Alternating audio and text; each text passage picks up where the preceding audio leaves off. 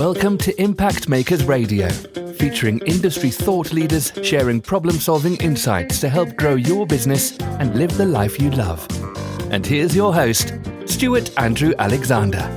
Hi everyone and welcome. We're back again with another guest who's most certainly a global impact maker within her own rights.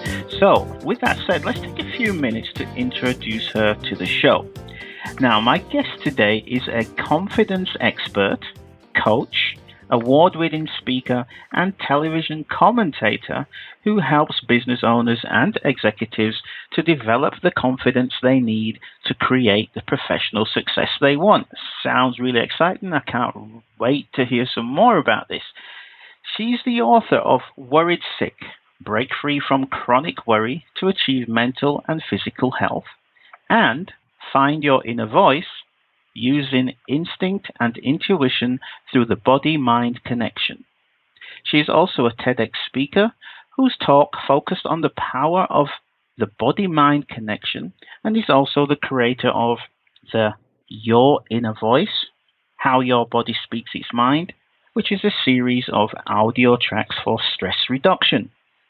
A regular contributor to the Wall Street Journal, she has made appearances as a psychological and communication expert on Oprah.com, CNN, NBC, ABC, the Wall Street Journal Live, and Fox News, along with numerous print, radio, and digital media outlets. Finally, she also conducts presentation and networking skills at many of the large corporate law firms in New York City. And she's here today, ladies and gentlemen, to discuss some of the problems, some of the obstacles, misconceptions, pitfalls, and fears surrounding the individuals and organizations she has a passion around helping the most.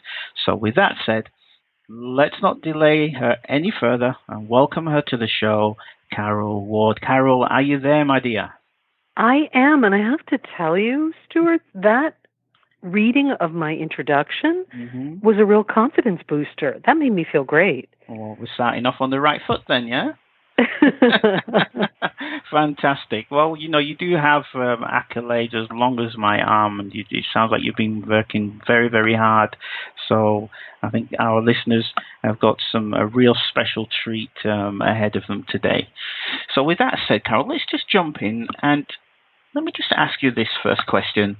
Could you just briefly describe in your own words, who is your perfect prospect? Who is it that you help, Karol? I work with a range of people. I work with individuals, business owners, and executives who struggle with inner confidence. And at the same time, I also, because I absolutely love it, speak at organizations and conferences about the very same topic, in addition to psychological topics and wellness topics. So I have a dual part to my business, which is coaching, as I said, the individuals and business owners and executives, and then also speaking to large audiences about confidence and psychological topics. Mm-hmm. So could you describe let's say one of the outcomes, because I know there are several, but just one of the outcomes that your clients would achieve by working with you? One of the most specific outcomes is that they just feel more confident in their daily life, that from the time they get up and move out into their world, whether it's raising a family, running a business, or working at a company, that they have inside of them a real solid feeling of self-acceptance and confidence. And from that place, everything that they do or the people that they interact with feels smooth and easy. Okay, so in terms of obstacles, Karol, I'm sure there are plenty of obstacles that you come across or that your clients come across that prevent them from finding and building the inner confidence that you've mentioned. Could you just share, let's say, 2 to 3 of those common obstacles that prevent them from achieving their objectives? Certainly. I think one of the obstacles that I see a lot is a diminishing of expertise. And what I mean by that is that people feel that what they have to offer in terms of expertise is not good enough. They don't feel they have enough longevity in their field, or they feel that somehow that their expertise doesn't reach some impossible standard that they've held themselves to. And because of that, they tend to stay hidden. They don't speak up, they don't share, because they are comparing themselves to other people. And the second obstacle is actually what I call this compare and despair. I don't have enough hours of training. I don't have enough years in the field. I don't feel that where I went to school, or the education that I have, or the life experience that I have is up to a standard that other people have in their life. So both that what they have to offer, that first obstacle, and then that second obstacle is this comparing to other people. And those are the two strongest ones. And, Stewart, I'd say the last one is that people that I work with sometimes don't know how to share their expertise with other people, which sounds funny, right? It's an interesting thing, but they don't know how to speak up at a meeting, or they don't know how to volunteer for the opportunity to present their expertise. So, building a foundation underneath them so that they can address those three obstacles, I find is the most gratifying part of my work. Now, not being able to share, or not knowing how to share your expertise, that must be so frustrating, because if you've got this God-given gift of being able to solve a specific problem for your clients, the people who you help, the people you have this greatest passion around working with, but you just don't have the capability to share it, to put it out there in a language that makes people understand, that must be so frustrating. It is frustrating, and I'll say to people, I'll ask very practical questions.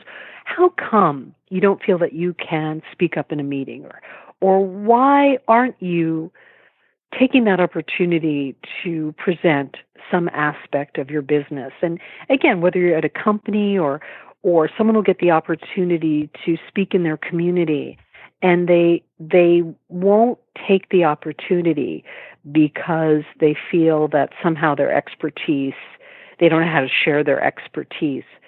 And as a psychotherapist and coach, I always say to people, there are three reasons why people get stuck in life. One is fear. One is the lack of support. And the third area is a lack of information.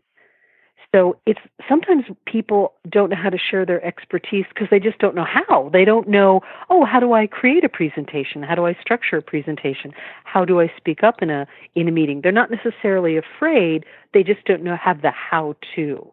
Right. Or as you know from the work that you do, or they just don't have the supportive person next to them going, you can do it. Exactly. Let's work on it, right? Exactly. Karol, I love case studies. Now, you just spoke about you spoke about who you help, right? You help people to gain more confidence. That's an area of expertise that you specialize in. And you just talked about some of the three biggest obstacles. Now, obviously, with keeping client confidentiality in mind, you can't name any people's names, etc. But how have you been able to help your clients overcome some of those obstacles that you just shared? So describe, if you will, a situation in which you've helped a client overcome at least one of those obstacles that you just shared with us, if you could. I certainly. One of my favorite examples, and as you're right, I'm going to keep some of the information on the private side. One of them actually had to do with a person who was fairly new at a company, but had expertise, meaning they weren't new in their area of business. And there was often a weekly or twice a month a company meeting, a part of their department meeting. And when this person first arrived, when they would walk into this meeting, there were people there who were very familiar with each other, and there was a lot of just jumping into the meeting and throwing out ideas, and it was sink or swim. How people were just aggressively promoting their ideas in the meeting, and the person I was working with had a different style, and they didn't know how to get into that meeting and share their ideas and expertise. Mm. So I talked to them a lot about using transitional sentences so that they didn't feel they had to jump into a cold pool of water and just say, listen to me, I've got this great idea, that they could dovetail on whoever had just spoken. So, for example, Stewart, if you had thrown in an idea in order to help them assert themselves, the person I was working with, in order to help them get into the conversation, they would say something like, Stewart has a great point, but I have another idea. Right. So that they felt that they could use what was in front of them as a way to ease into the conversation, which matched their style. So you can find out different ways to participate by matching who you are and your conversational style or your personality style. You don't have to do it like everybody else, which might make you feel uncomfortable or odd. So if you're someone who's, let's say, introverted, that would be an ideal method to use, would it not? It would be a great way to assert ideas. And the other thing I suggested to this person is that if that felt, even if that felt overwhelming, to schedule time with whoever is the decision maker, whoever's in charge, for one-on-one meetings to start to get the ideas out. And that does two things. One, it gets your expertise out, which it did for this person. And the second thing that it did was, as they started to get the feedback of, oh, that's a great idea, it started to build their confidence so that they could take that positive experience they had with their supervisor one-on-one, and that would help them then speak up in the meeting as well. Perfect. Thanks so much for sharing that, Karol. I just want to move ahead now and speak about misconceptions. What are the kind of popular misconceptions that you come across that are stopping people, preventing people from finding and building that inner confidence that they seek so much? These are such great questions. The very first one, I would say the one that jumps out the most, the misconception, is that everyone else is born with confidence. That people are born with confidence, either you have it or you don't. And that's not true. Most people develop confidence over life. Maybe you were born with a greater sense of it, but even the person who, let's say, was quote unquote born with confidence still continues to have their confidence grow throughout their lifetime. Same with someone who doesn't feel that confident. The opportunity to cultivate their inner confidence happens throughout life. I can't think of the phrase, but it's not set in stone that you're either born with it or not. And if you don't have it, then that's it. Not true. You can develop it. You can really grow it and cultivate it over a period of time. The other misconception is that everyone can tell that I lack confidence. And the interesting thing about that, and I do a lot of presentation coaching as part of my work, and I often videotape people. And they will say to me before I videotape them, I look nervous, I appear nervous, everyone's going to tell. And then when they watch the video, they will say things to me like, oh, it's not as bad as I thought. And I'll say, that's right. And because the video doesn't lie, that how we come across is usually much more solid than we think.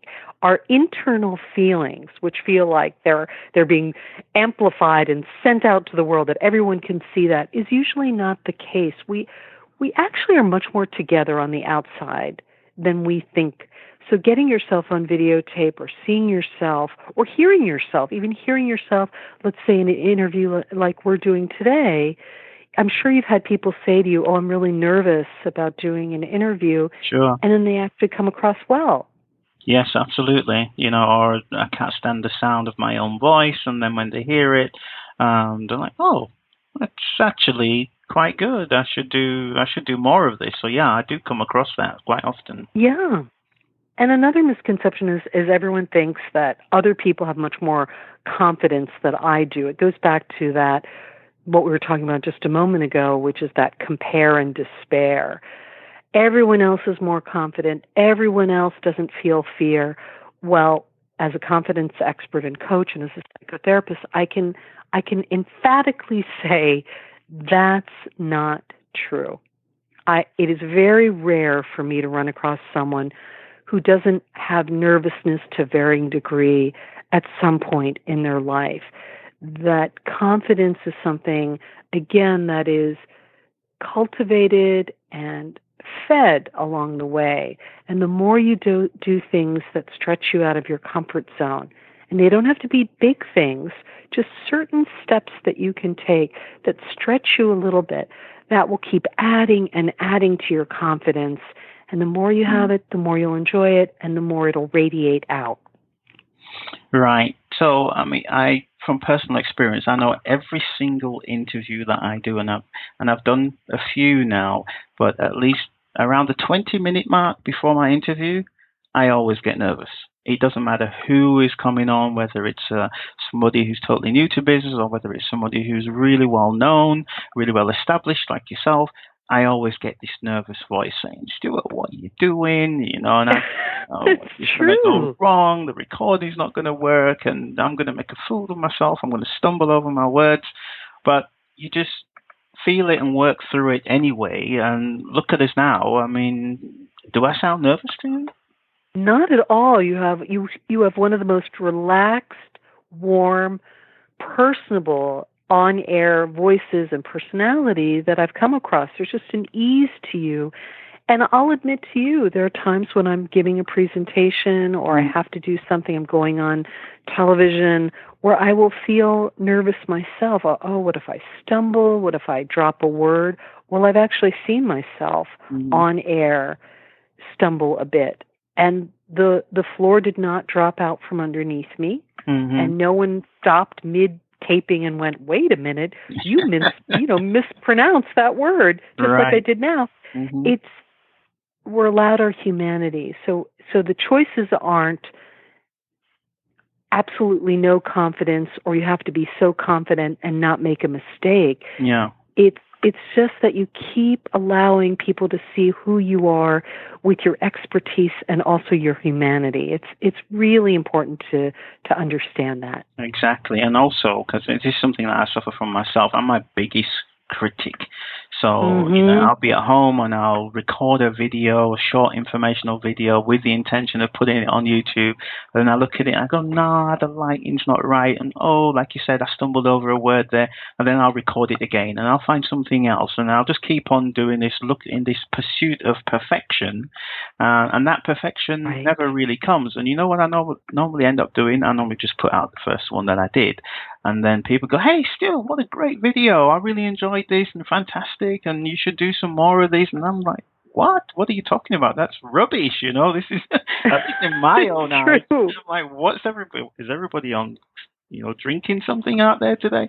But it is, I think the more authentic you are and even leaving in those little mistakes, I think it really makes you more authentic, and especially in this age of reality TV, and no one has really a private life anymore. Everybody wants to know the person behind the business.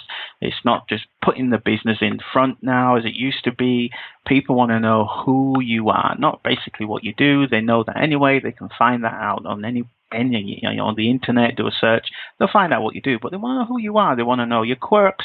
They want to know are you fat, are you thin, are you short, are you tall, and all the other things which make up your character. So I totally understand what you're saying there, and really. I agree. Yeah, go ahead. Sorry. I was going to say you bring up a really good point. There's a certain vulnerability that shows up when we put ourselves out, meaning whether it's a speaker or speaking up at a meeting or doing a video.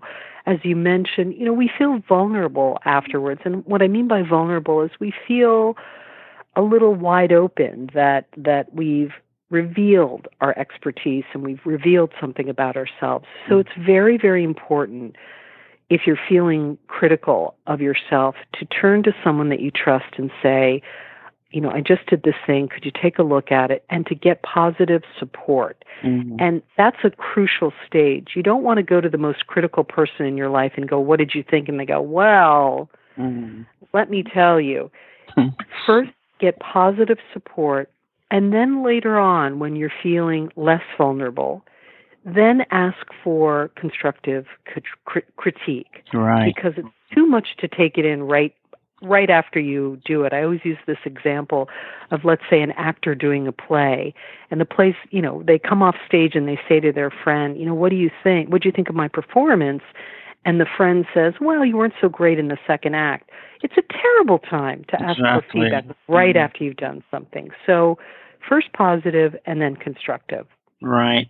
And there's nothing worse than having, sitting in your home, your office, or wherever the place may be, and creating all this fantastic content, this imperfect content that can improve other people's lives, can change their lives, can, make them healthier, save them time, whatever the case may be, but it stays on your hard drive because of this vulnerability, because you choose not to put it out there, but it's on your computer. I think that's the biggest shame, and that's something I did for years. I used to create so much fantastic content and not put it out there for the fear of somebody criticizing me. So I think that's something, is that something that you could actually, expand on for us, Karol? Well, I love that phrase that you just used, imperfect content.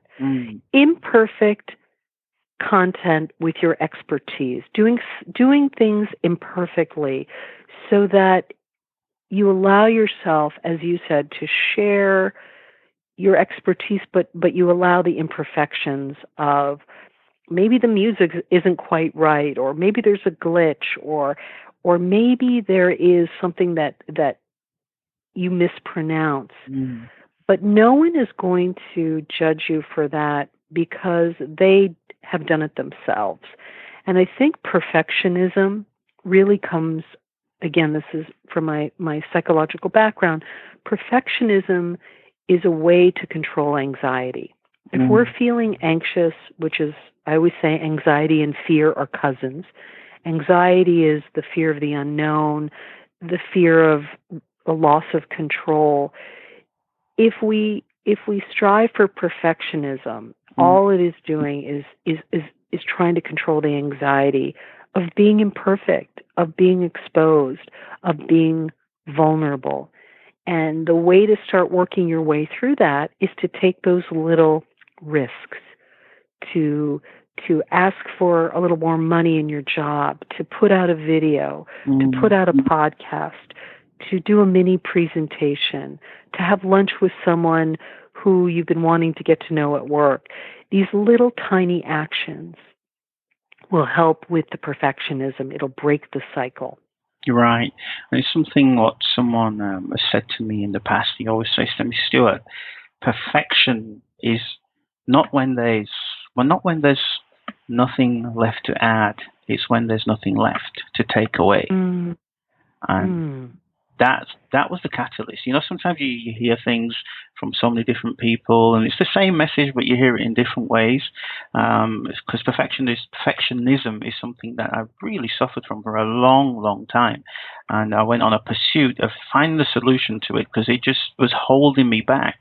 And eventually I came across a mentor, and he was the person that just made it click for me. He said, Stewart, perfectionism, I repeat it again, perfectionism is not when there is nothing left to take away, nothing left to add, but when there's nothing left to take away. And that just went click.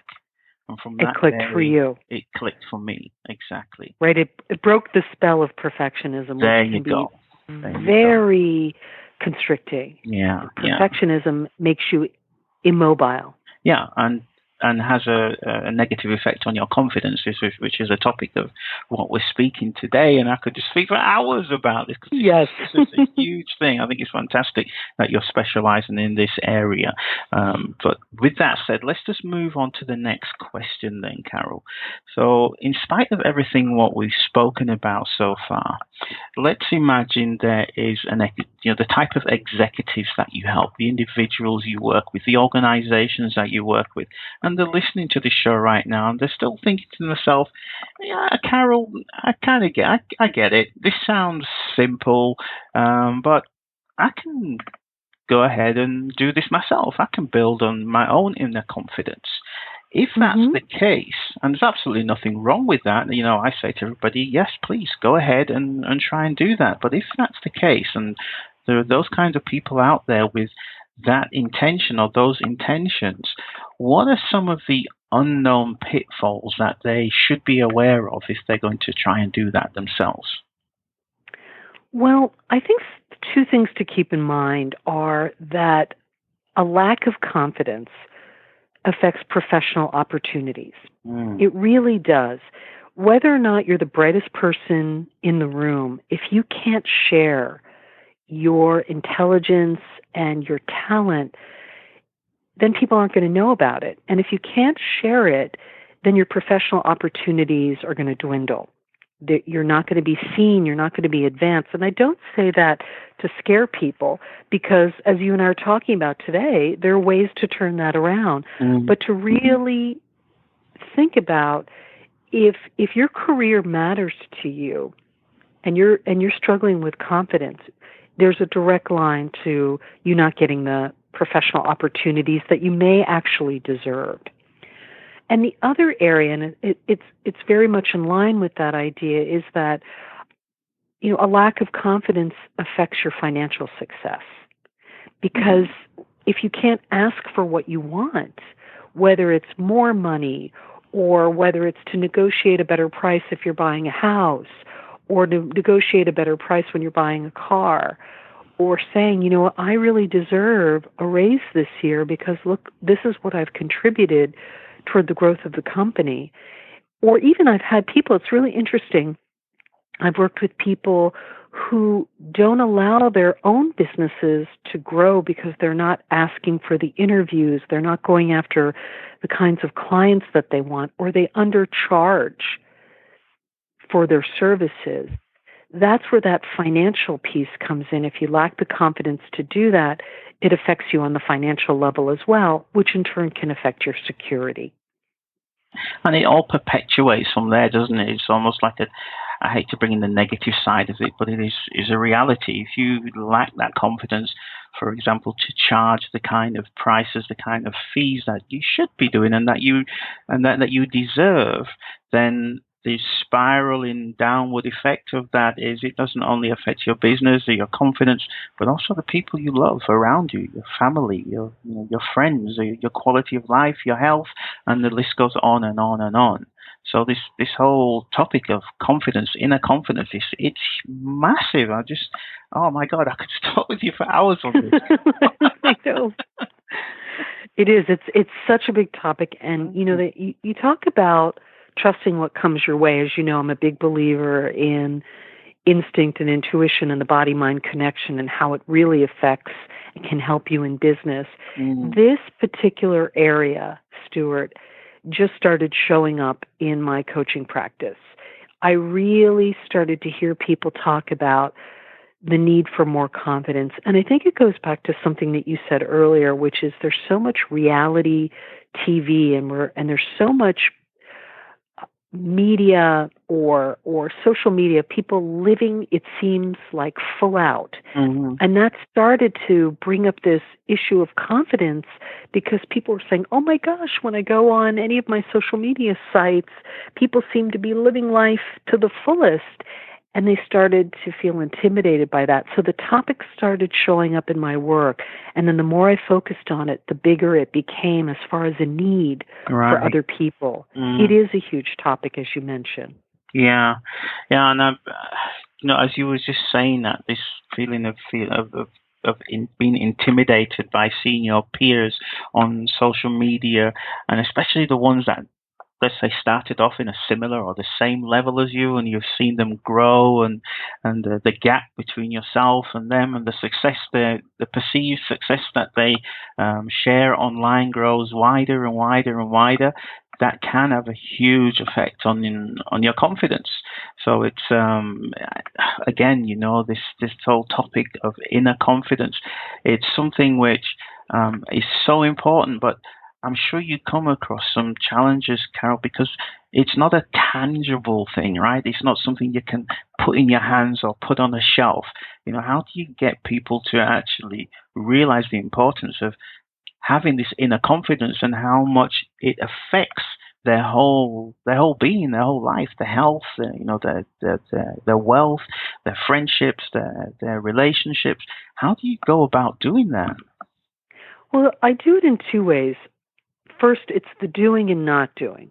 So let's just go back to social media for a minute. If you're feeling these days or one particular day insecure or lack of confidence, that's not the day to be hanging out on your social media sites, meaning you may want to do some postings, but take a break and focus on your lane.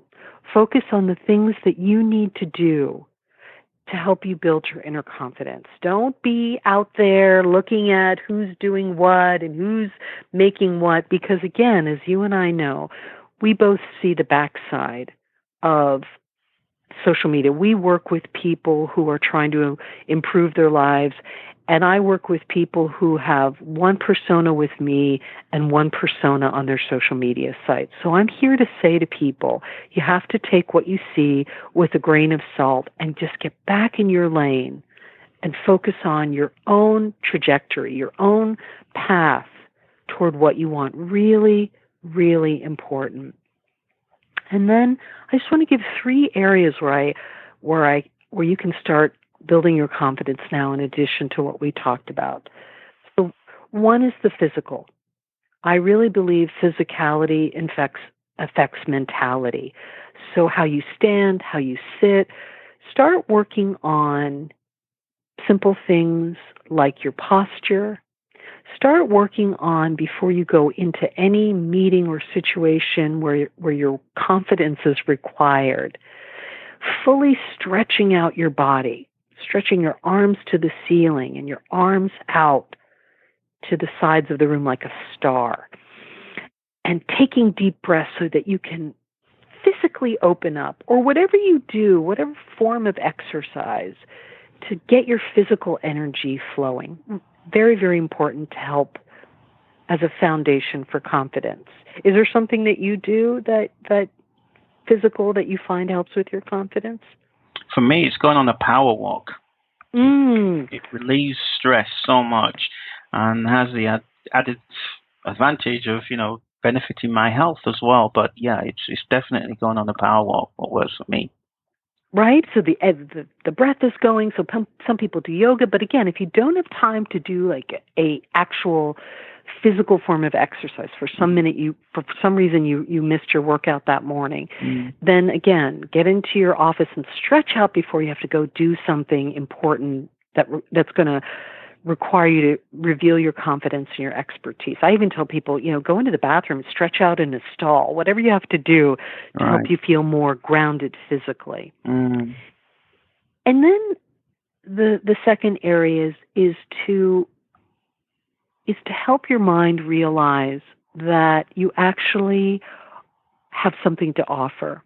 And I recommend that people either verbally say it to another person or write it down, things that they've accomplished in life. And things as big as, I worked so I could send my 3 children to college, and I accomplished that. Or I had to give a presentation. It was the very first one that I ever gave, and I did it. And to write things down, big and small, that you've accomplished in life, whether it was I went back to school later on in life, or I changed my career. When I was supposed to be an attorney, I ended up being a yoga teacher. That's an accomplishment. To write those down or share it with a trusted friend or mentor, the successes that you've had in life, that contributes and brings to mind and awareness how much you've actually accomplished. It's really important, and it's actually, Stewart, it's the hardest thing for me to get my clients to do. There's a lot of like, oh, that doesn't count, and oh, that's not such a big deal. It's like, no, that's a big deal. Yeah. We both share an acquaintance, a very good friend, Margaret Marshall, right? Yes. Margaret, she's the healthy eating expert. And there was something that Margaret said to me that really resonated, and it's something that I have here on my office wall, and it's in my wallet as well. She said to me one time, she said, Stewart, because we're all so busy, we all say we don't have time to do this, we don't have time to do that, we don't have time to whatever it is, fill in the blank. And she said to me, Stewart, if you don't find the time to look after yourself, you will have to find the time to be sick. And that's one of those things that really resonated with me and started me on this quest of really looking after myself. My blood pressure's dropped by 30 points since then. I've been going on power walks. She's made a huge impact on my life. She has absolutely no idea, or she was the catalyst that made that transition for me, because I was in the phase of looking for solutions, but it was that single sentence, what she shared with me. If you don't find the time to look after yourself, you will have to find the time to be sick. Now, in the same notion, you are the inner confidence expert, right, amongst other things, but the topic of what we're speaking about today has to do with finding and building your own confidence. So with that said, and using that same model, if somebody, because I brought in the topic of it's not a tangible, a lot of people think, this is just woo-woo stuff and, that spiritual stuff, not important. I need data, I need something that I can get hold of, I need proof, right? So with that said, if there's somebody out there who thinks along those lines, my question to you is, if they don't find the time to work on their inner confidence, to find their inner confidence, what will they have to find the time to do? That's a great question. They will have to then find the time to deal with their frustration and anxiety.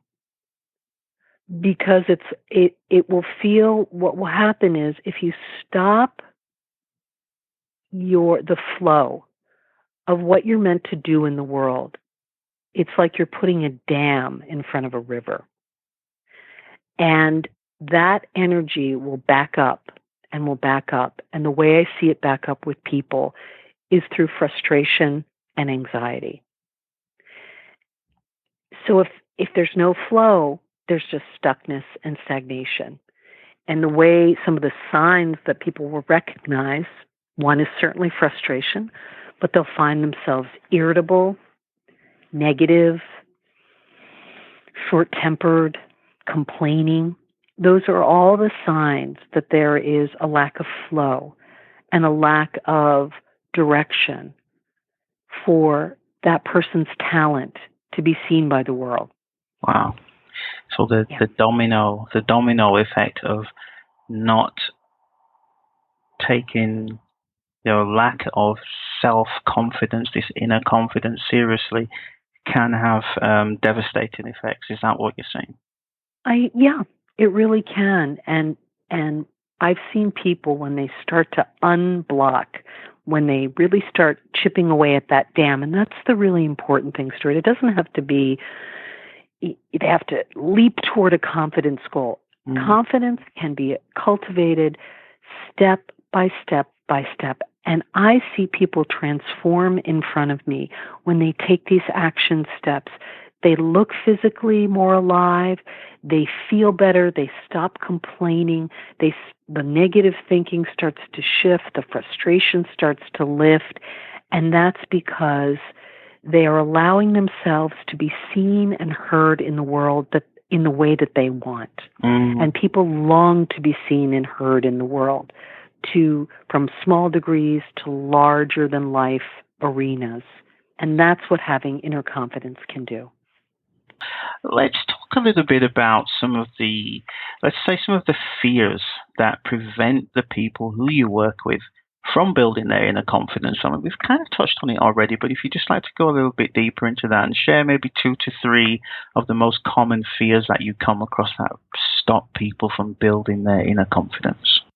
Hmm. Well, one actually has to do with what we just talked about, which is this sense of it's too late for me to develop it. It's too late. I'm too late in the game. I can't do it. And again, I think if people get the sense that it's a doable step by step, small actions, one at a time plan that they can actually start to develop it. And again, I've worked with many people, both as a therapist and a coach, and I see it happen. And the thing that's really important to remember as far as developing confidence is to make it manageable and to make it a very tangible thing. So, for example, when you started going on power walks, it started to make a tangible difference in your life. And from there's a ripple effect. So one action is actually going to help other areas of your life.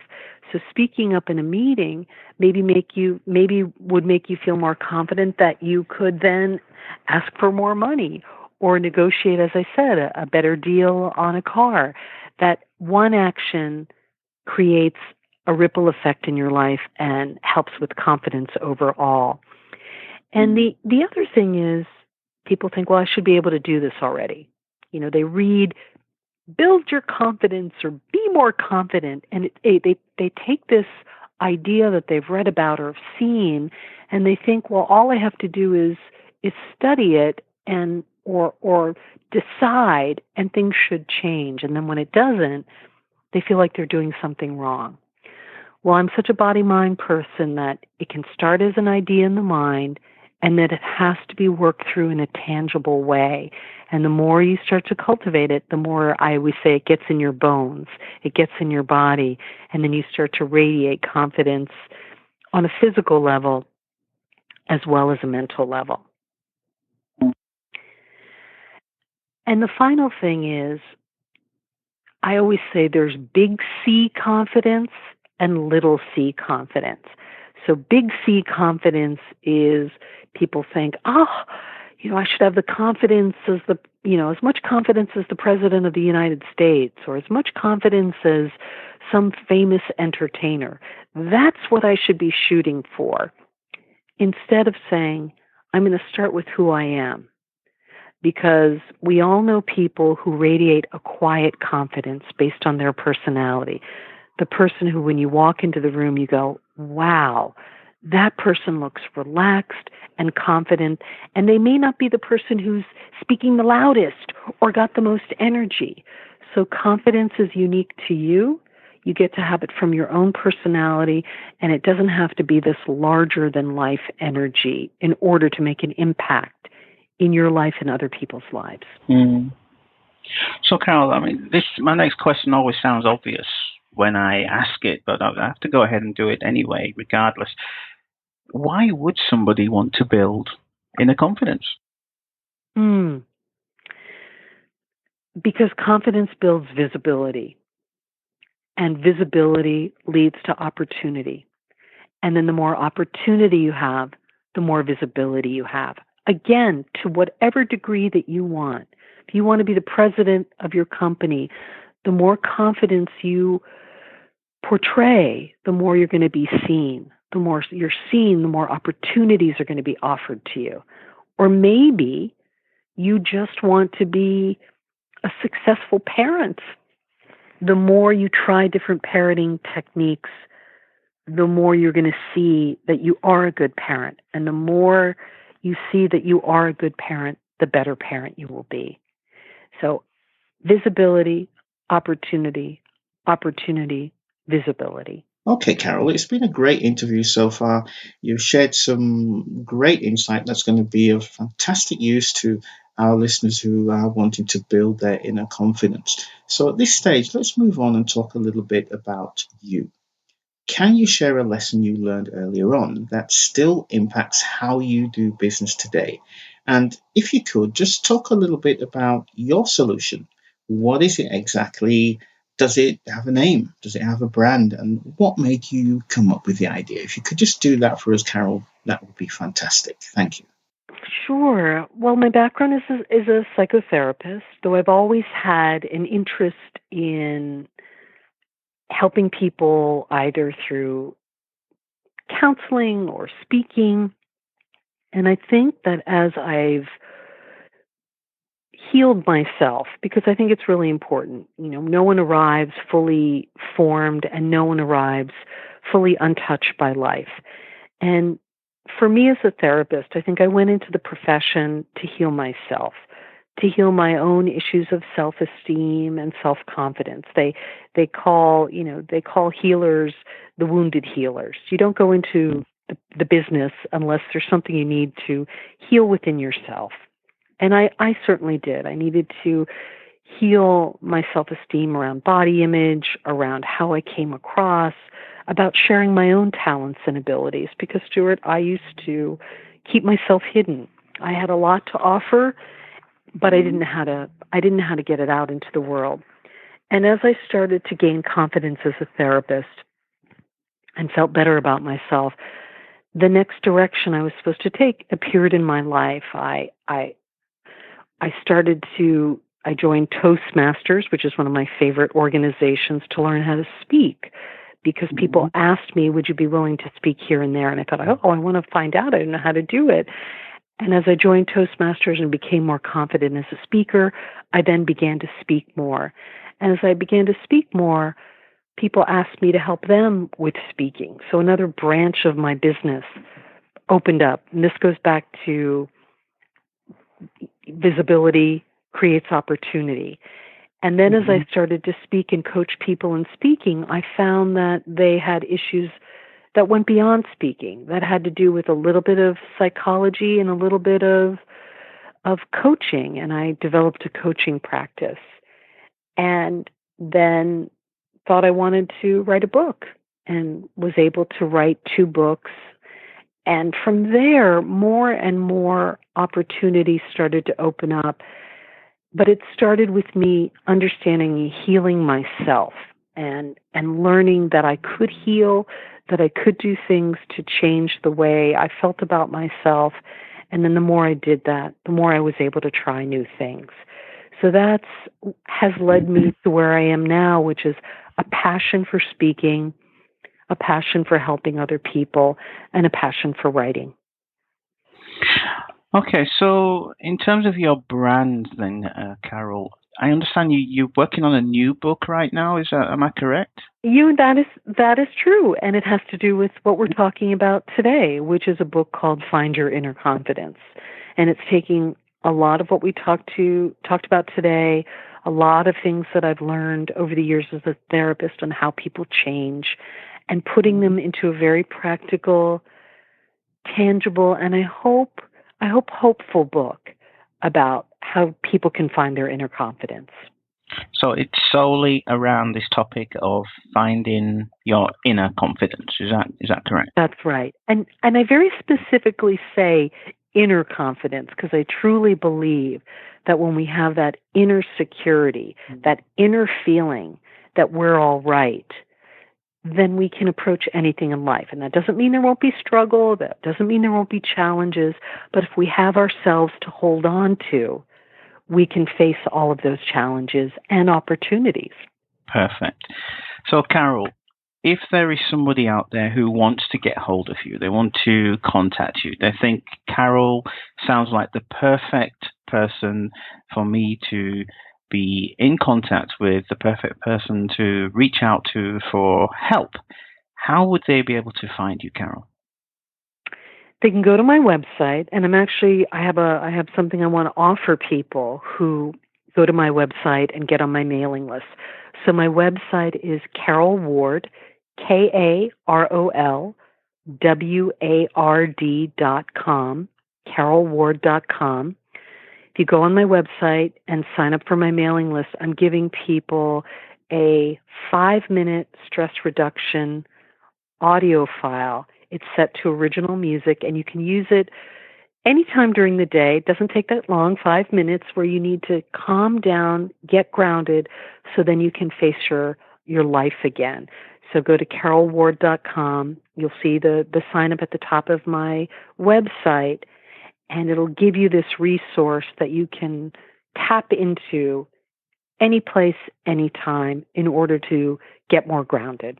Perfect. And I believe you're on LinkedIn and Facebook also? I am, again, under my name, Karol Ward.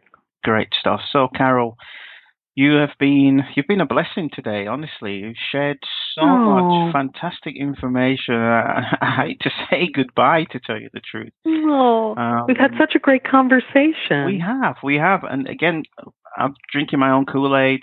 Today I was coughing and spluttering, and, we had to take a break for me to get some water, but we persevered and we carried on. And I think we've put together a really good conversation, a great interview for people to listen to here. So with that said, Karol, thank you so much.